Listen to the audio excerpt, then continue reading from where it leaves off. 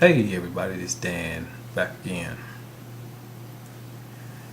Just want to talk about wasted energy. Wasted energy. Wasted thoughts, wasted time, unnecessary stress, things that you shouldn't even really delve into or get involved with because it's absolutely a waste of freaking time. Okay,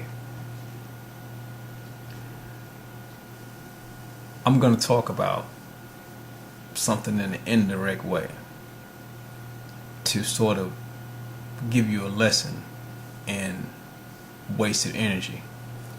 And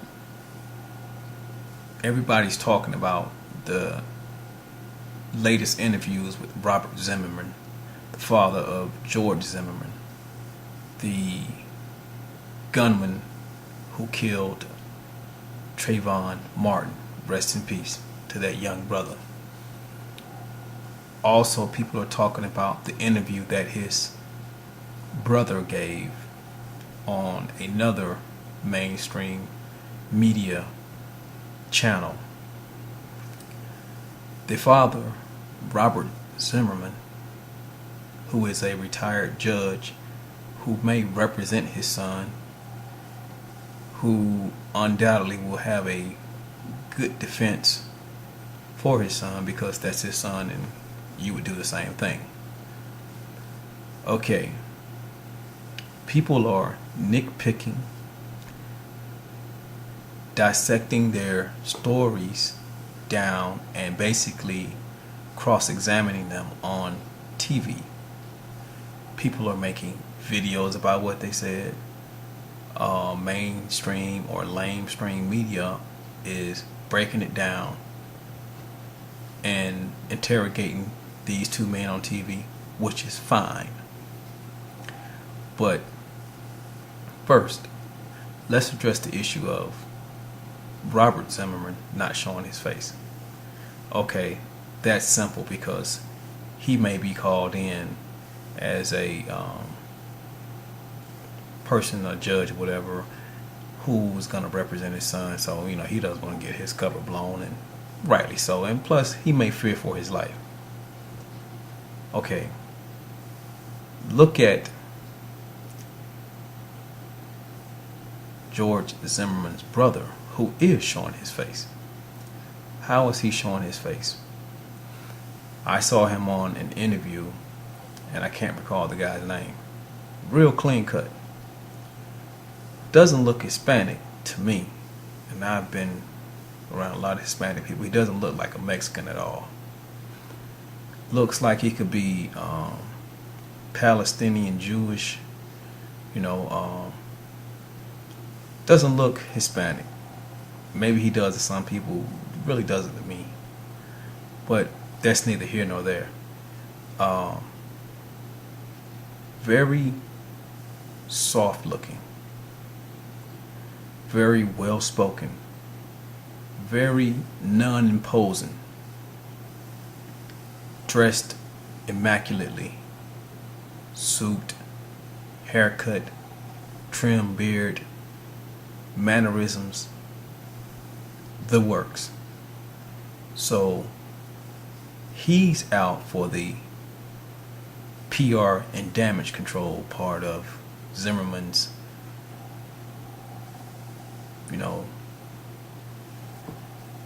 should you say, he's being tried in the court of public opinion.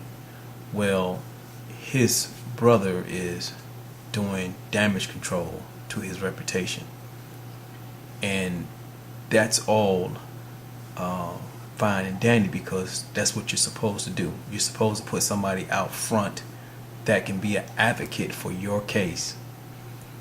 And let's get this straight, people do that all the time. Now, let's talk about the things that they said and the gist of this video. People are debating what these guys are saying with fervor, emotion, getting mad about it. Somebody's getting their ass whooped about it. Somebody might get shot about it because they're saying they're lying, they're lying, they're lying. People are dissecting their words, just spending too much energy on what these guys are saying. And let me tell you the reason why. Because all they're saying is hearsay. And if anybody's been in front of a judge, been to a courtroom, hearsay is not admissible at trial. So, how does that go back to the credibility of George Zimmerman? It doesn't at all. Because that's why it's called hearsay. They're recounting what they recall him saying. That's why it's not admissible in court. Nobody's going to jail for doing an interview and saying what they thought George Zimmerman said. That's the reason why the stories are different. And hey, you can spin that any way you want to spin it. If you want to get pissed off at me for bringing the fact the way it is, go ahead. I really don't give a damn. But I'm just telling you what they're doing. And I'm telling you that it's hearsay. They're not going to take what these guys said off the internet, or they're not going to record and say, but your brother said this and your father said that. His father could have said that he thought that Trayvon Martin had a bazooka. It wouldn't matter. What his father says is not admissible in court. What his brother says is not admissible in court. It's not, because it's hearsay. That's all it is. It's hearsay. Now, you can, in court, say what someone who's convicted of a trial tells you if they confess to something. You can do that. But these guys are not saying he confessed to anything. They're defending him. It's their version of what he told them. Human beings are not recorders. If I do something and tell the police officer what I did, or I make a report to a police officer, he dictates it on a piece of paper. Okay, he's dictating from what his perspective of what I said is. That's hearsay. When I write a statement, that's evidence. So that's why it doesn't matter. His father knows they know what they're doing, people. Why do you think they don't have George Zimmerman making any public comments? Because his comments can be construed as record, as admission or omission of something. Well, not omission, but admission. Direct statements. So he's not going to make anything. He's not going to say anything in the public. And anybody knows when you deal with the law, the less you say, the better. Notice in the 3 or 4 page police report that they have posted on the internet, you don't have any direct statements from George Zimmerman in those police reports. Not too much. Requested medical help, little mundane things, but he knows to keep his mouth shut because I guarantee you he called his father. I guarantee that was the first call he made, because his father said he called a non-emergency number, but I guarantee you he had his father on the phone with him, and his father, being a judge, said don't make a statement, don't say anything, because it's not what you don't say that convict you in crime, it's what you say. People, it's clear as night and day. Now, does that guarantee that he gets off? No, it does not. I'm just presenting a point to you that don't get so caught up in seeing Robert Zimmerman do his interview, the father, and the brother of George Zimmerman do their interview. Don't put too much stock in that. That's hearsay. That's the reason why they can openly say it and be contradictory of each other. They don't have to get their stories together. That's hearsay. Because they can always go back and say, well, I thought that's what he said. And it won't be admissible in court, people.